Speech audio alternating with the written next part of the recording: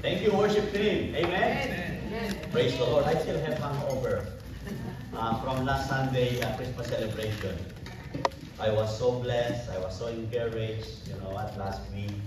And then I praise the Lord. And then God willing, you know what, for 2025, we will use that place every Sunday. God willing. We did not limit how God works, you know. We will continue to pray. If it is God's will, then God will provide everything. Yeah, thank you for that beautiful Christmas carols. How many have finished your first Christmas here in Canada? Okay, all right, okay, wow. So, you will regret. I'm not just kidding. I'm just kidding. You know what? You will enjoy it, you know. For the first year, you know, you enjoy the snow. Earlier, there are lots of snow outside, but just like a little one. And you will notice, and then when I'm coming here, I'm listening on the radio and said there is no white Christmas this year.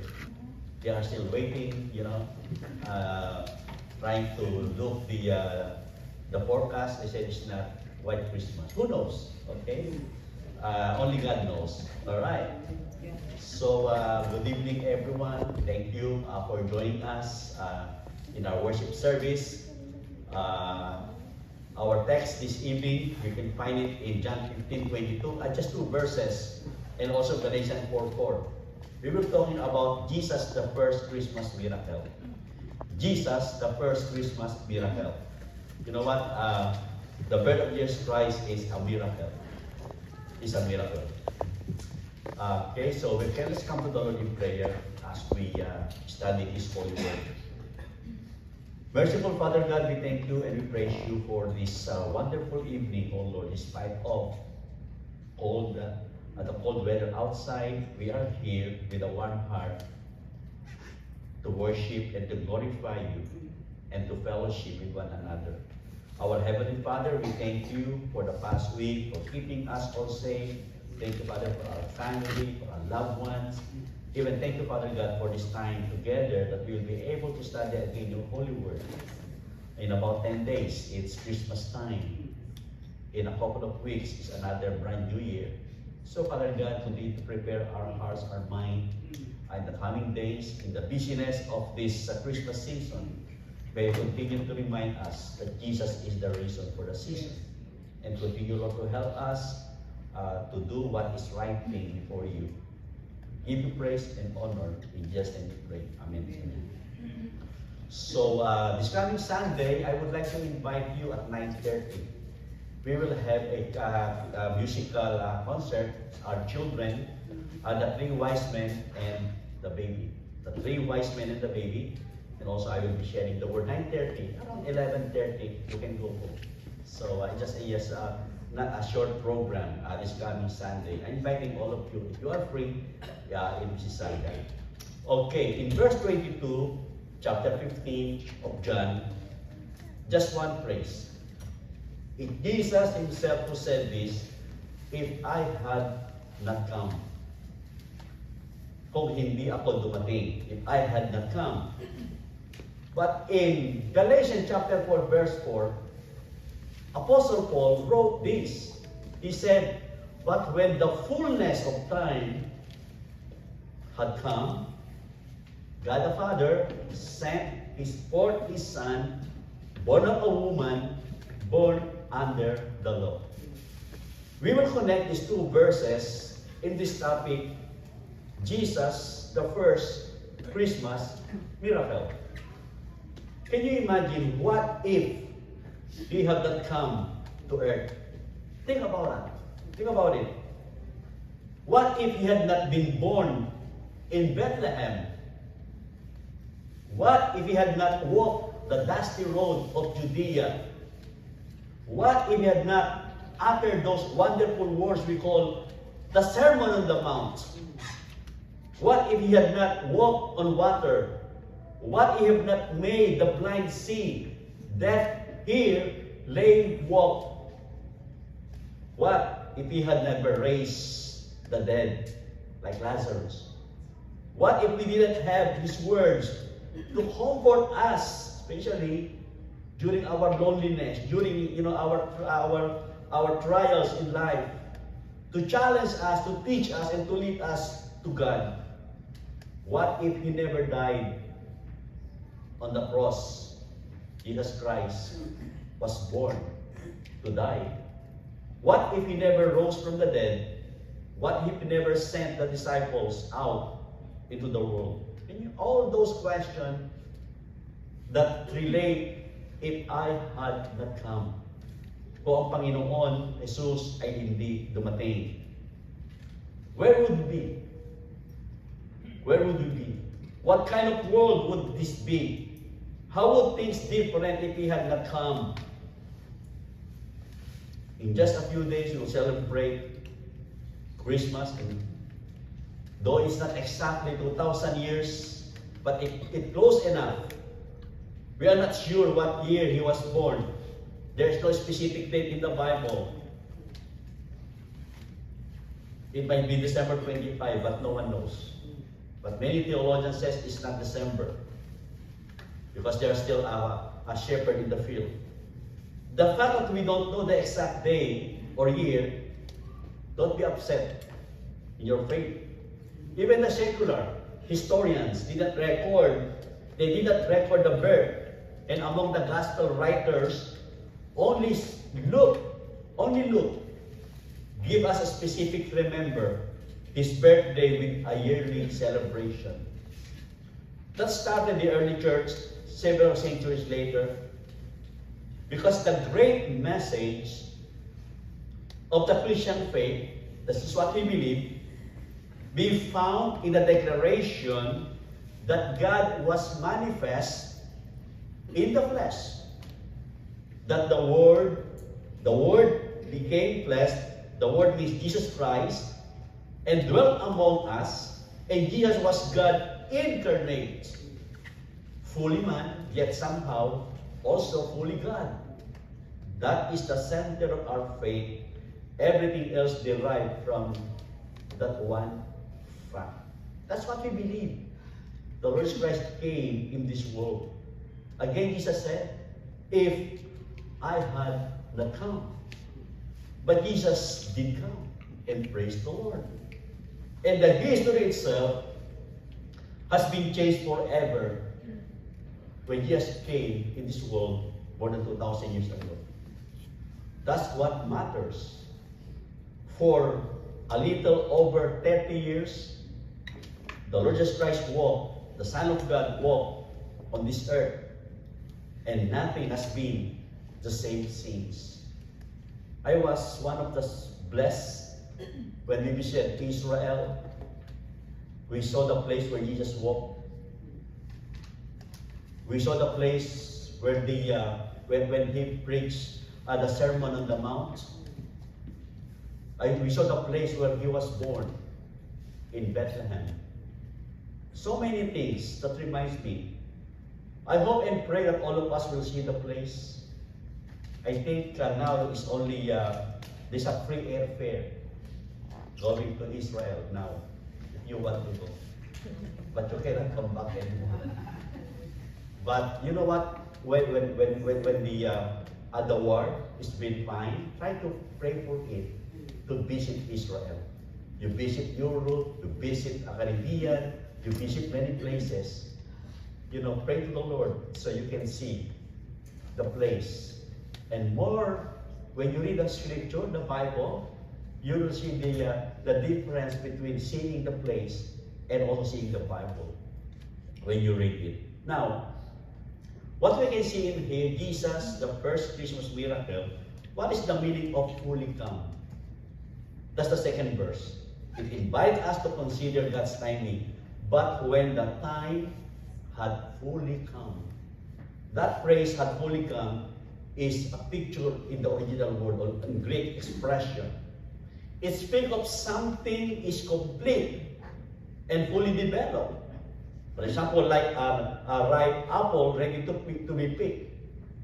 Do you remember the last time we had our apple picking when we went to somewhere? Where's that? Where is that place we do the apple picking? Yeah, Port Elgin, that area. Yeah. Or like a pregnant. This is what I'm seeing when the time was fully come, like a pregnant woman feeling labor pains, ready to deliver her baby. That's the meaning of fully come. It described the moment in history when all things were in place, when all the pieces were on the board, the one moment when the stage was perfectly set, at that moment, not earlier, not later, God sent forth His Son. So when Christ came, when He came here, God already prepared everything. Because God's timing is perfect.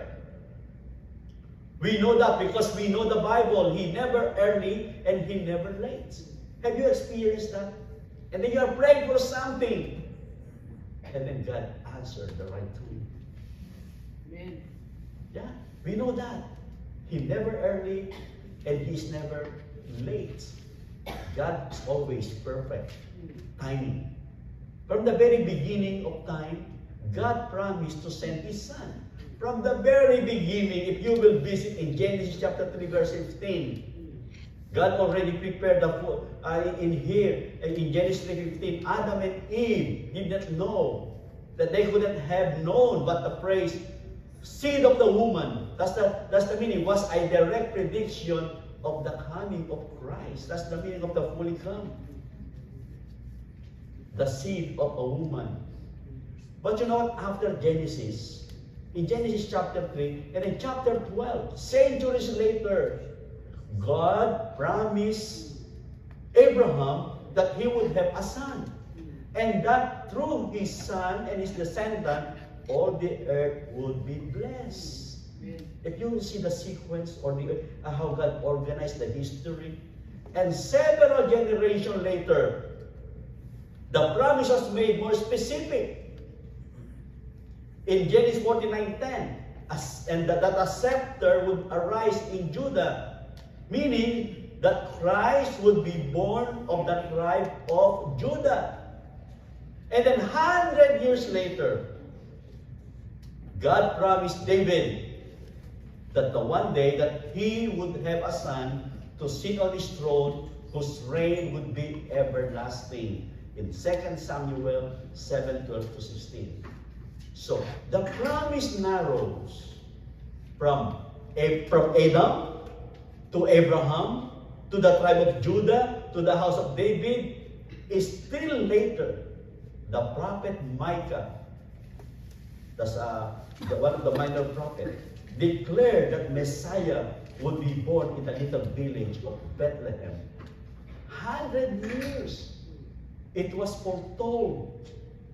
All that was written in the Old Testament, and much more that haven't mentioned, the Jews knew this. And even they didn't understand at all, and even they couldn't put it all together, it created with them a great desire, a hope and dream that one day the Messiah would come from heaven. Because from generation to generation, the grandparents, the parents, up to the great-great-grandparents, they relay that there is a Messiah who will come. Prophesied by the book of Micah and all of this. But the Old Testament comes to an end. What is the last book of the Old Testament? What? Malachi. Tama, Malachi yun. And who lived? And then Malachi, who lived approximately 433 years before the coming of Christ. 33 years before the coming of Christ. We call the period following his ministry the 400 silent years. The phrase can be misleading, but the centuries were filled with momentous events, including the stories of Alexander the Great. We call the silent years from Malachi to Matthew. There is so-called silent year, the 400 years when God did not speak. In the silent years, the prophets were silent. And the heaven became silent almost if God had forgotten His promise. The promise of Micah, the promise in Genesis and the other in the Old Testament. Because of the 400 silent years, they think that the promise will not be fulfilled. But you know what?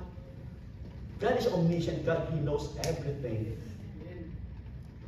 And then God prepared the world.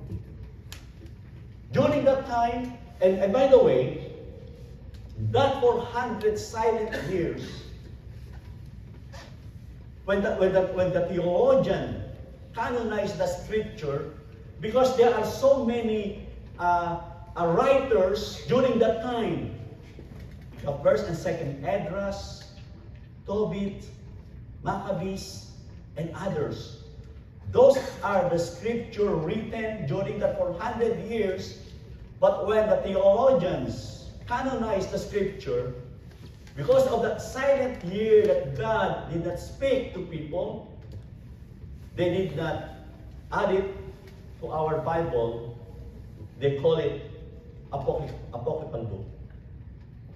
And our scripture and those books written during the 400 years was not inspired. It contradicts to the 66 books. How many books in the Bible? 66. Sinabi ko na, di ba? How many books in the Old Testament? Huh? 39. And the New Testament, total, 66. Yeah, the whole Bible is 66. From Genesis to Malachi is 39, Matthew to Revelation 27. These are the inspired word of God. So they feel that Christ or God's promise will not be fulfilled. But you know what? Jesus said, if I have not come, but you will see there in verse 4 of Galatians, when the fullness of time God sent for His Son. Now, let's jump to number 2. How God prepared the world. Jesus said, if I had not come. But Paul said, when the time had fully come, meaning, when the time itself was pregnant and ready to deliver, when the stage was fully set, God sent forth His Son. It was happened more than 2,000 years ago. Christ was born. If we stand back and look at the history, what do we discover? What do we discover about the world in the days when Christ was born? We can look back the history. There are 4 simple statements to answer that question. How God prepared the world. Number 1, it was a period of international peace.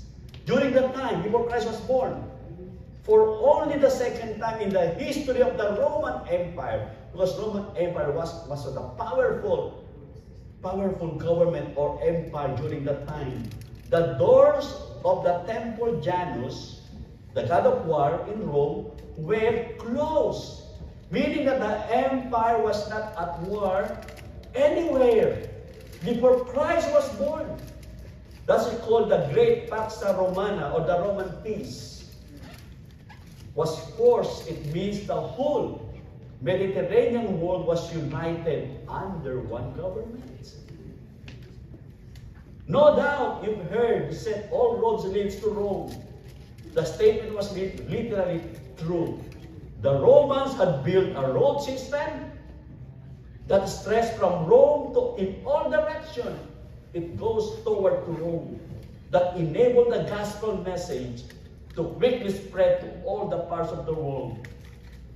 And the Greek was the common language throughout the empire, which further united people, made easier for the message of Jesus to come to the masses, or to the, to their celebration.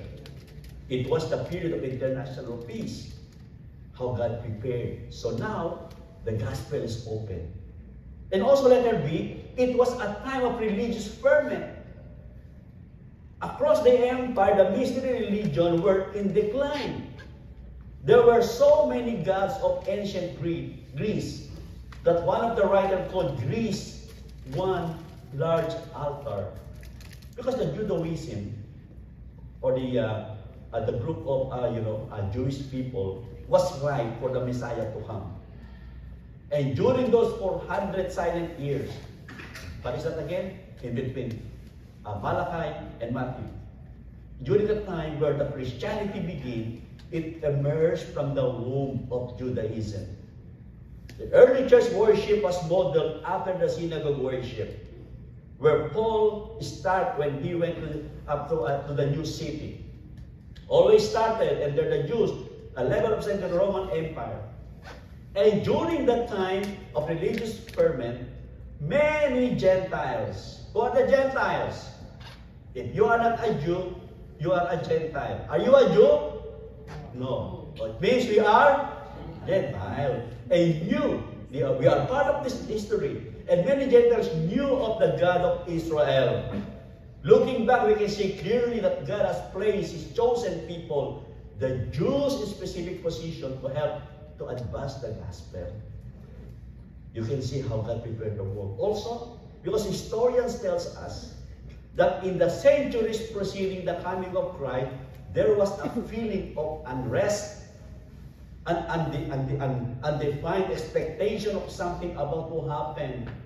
That is why Paul, standing on Mars Hill in Athens in AD 50, it could refer to the altar to the unknown God as jumping up spot of proclaiming the gospel. If you will notice, Apostle Paul went to Europe, Asia Minor, and preached the gospel during the time of religious ferment. And the letter C, it was an era of moral decline. During the time, Athens was in the late afternoon of its glory. The gods of Greece and Rome no longer could command the blind allegiance of the masses. Because education, philosophy, and other creative desire could not fulfill. And you know what? Athens produced Aristotle, Socrates, and others. And Rome produced Julius Caesar. And so many. But the best man could do was not enough. Nothing. Because of the moral decline, there are still a God-shaped vacuum inside the human heart. There's still emptiness. You know what? At that time, art, literature, poetry, music, architecture, and the greatest military machine the world had ever known. And to get to provide meaning to life and point the way of lasting and forgiveness, or offer the answer to the question, still the question is, where did I come from? Why am I here? Where am I going? So during that time of the moral decline, this world into which Christ came, when Apostle Paul described it graphically in Romans chapter 1, when Paul said, a world that knew the truth but suppressed, ignored the true God and turned to idolatry. It was a world that was given over up to paganism, sexual immorality, homosexuality, murder, perversion, dishonesty, and brutality. A world of broken promise and broken dreams, broken homes and broken hearts. Into that darkness, God shined in a stable, in an obscure village called Bethlehem.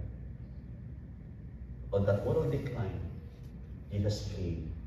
And that's how God prepared the world. And then later, it was the age of prophetic fulfillment. What started in Genesis continued throughout the Old Testament.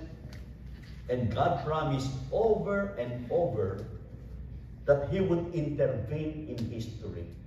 One day, the Messiah would come. There was an ever-narrowing stream of prophecy. The promises becoming more and more specific until it happened. You know what? The angel came to Zechariah and Elizabeth. Then to Mary. Then to the shepherds. Then to the Magi, or the three wise men. in the east saw the star and knew the King of the Jews had been born.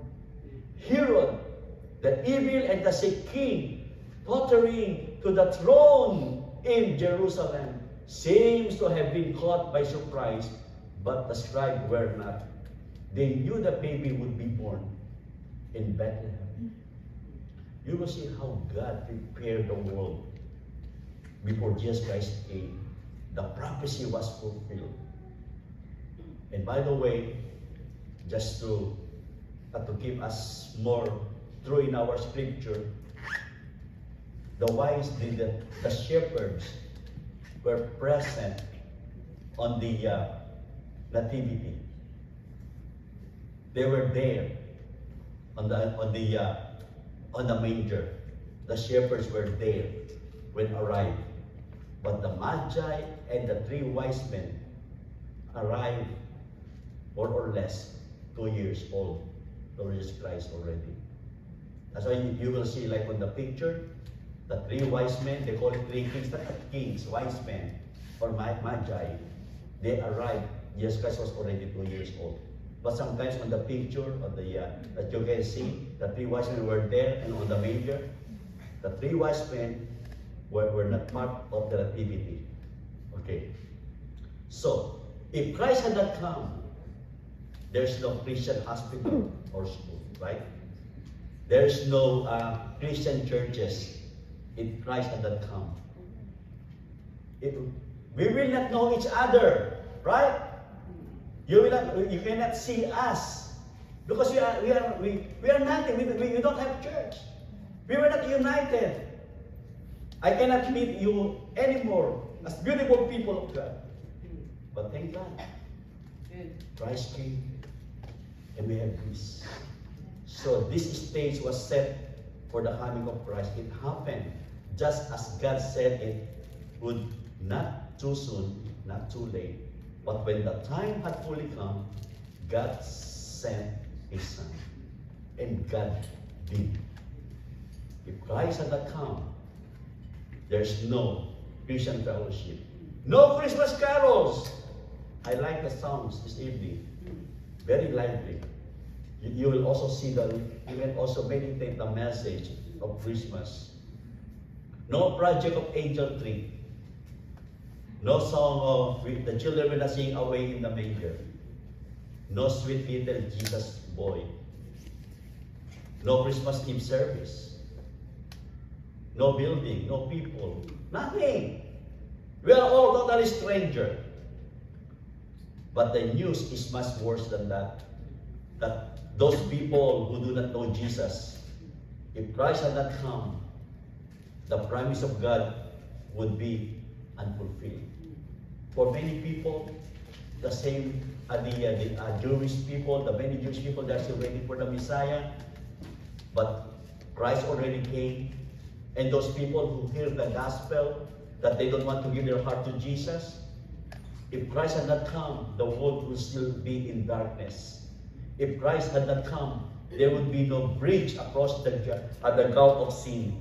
If Christ had not come, we would not know that God is love. If Christ had not come, there would be no gospel to believe. If He had not come, there would be no Christmas and no Easter. If Christ had not come, there would be no hope beyond the grave. If Christ had not come, we would still be lost, for there would be no Savior for sin. If Christ had not come, there would be no good news to preach to the nation. I am just like Apostle, like a sounding cymbal. I'm just talking here, but nothing is void. Live, but Christ came. Listen again the word of the angel and think what it means. In Luke chapter 2, verse 11 and 12, He said, "Fear not, for I bring you good news of great joy, which shall be to all people. For unto you is born this day in the city of David a Savior, who is Christ the Lord." Jesus said, if I had not come, but thank God. Amen? He came. When the time had fully come, God sent forth His Son. That's how God prepared. And Jesus came here on earth. What we can learn here, that Jesus is the first miracle. There's two things. The marvel of God's providence and also the vast importance of Jesus Christ. What does that mean? The marvel of God's providence means that the rules He over the affairs of men and nation. As it pleases, He raised up one ruler to bring down another. He moves the entire course of history so that all will be ready for the coming of His Son. With God, there is no coincidence. Nothing ever happened by accident, beloved in the Lord. Nothing by accident with God. All things are working together as part of His eternal plan. God brought us you here in Canada, not an accident. God brought you here in this fellowship, not as an accident. There's always God's eternal plan. I like what Charles Spurgeon said. There is no loose thread in providence of God. The great clock of the universe keeps good time. Amen.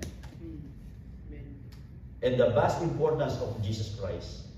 That is what we should learn in here. The vast importance. Surely, this is the major point. He is the center of history. History is really His story. Planned and told by God. Secular history gives us dates and time and place and people. But only God can give meaning to history. His birth is the hinge on which the door of history swings. He came at the appointed time, not a moment too late, not a second too early. This means that first Christmas miracle started long before Bethlehem. It took place over many centuries as God prepared the world for the coming of His Son. And He is the Savior for the whole world. Friends, beloved in the Lord, we all need a Savior. Some of us realize it, but many people don't. And thank God that you have Savior, you have Jesus in your heart.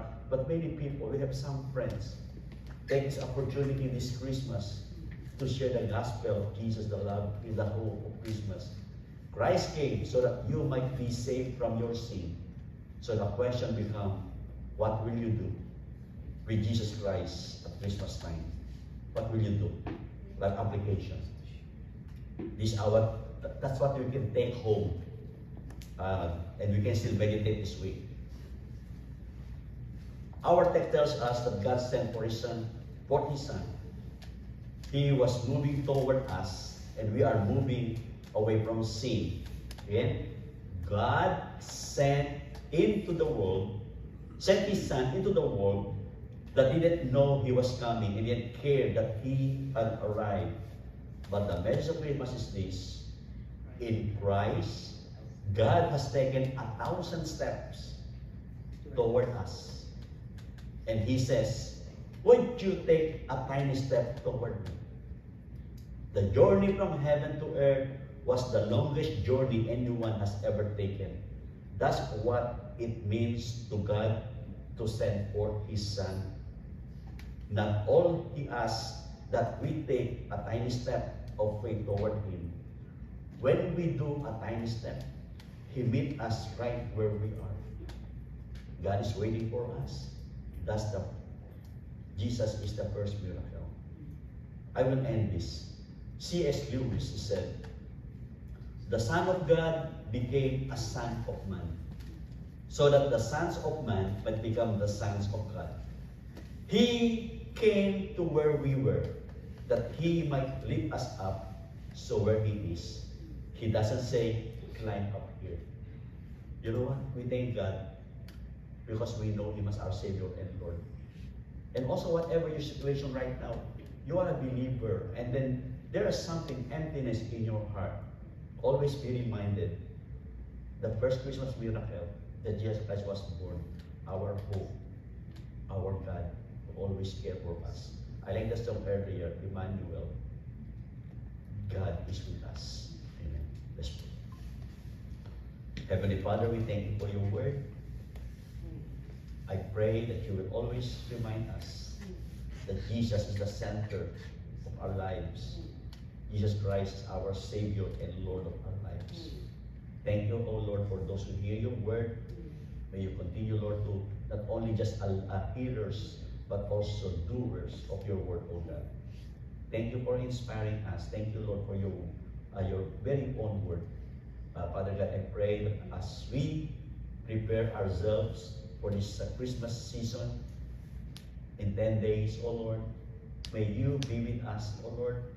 I pray that you will always remind us that you alone, O God, is the center of our celebration. Yes, Lord. And the rest, O Lord, is secondary. Father God, thank you. Keep us safe. Keep us, Lord, away from any sickness during this time, O Lord, when the weather is become colder and colder. And as we answer the brand new year, O Lord, in a couple of weeks, keep us reminded that you are our God. That the year will be changed, but you are the same God. In Jesus' name we pray. Amen. Amen. Thank you all.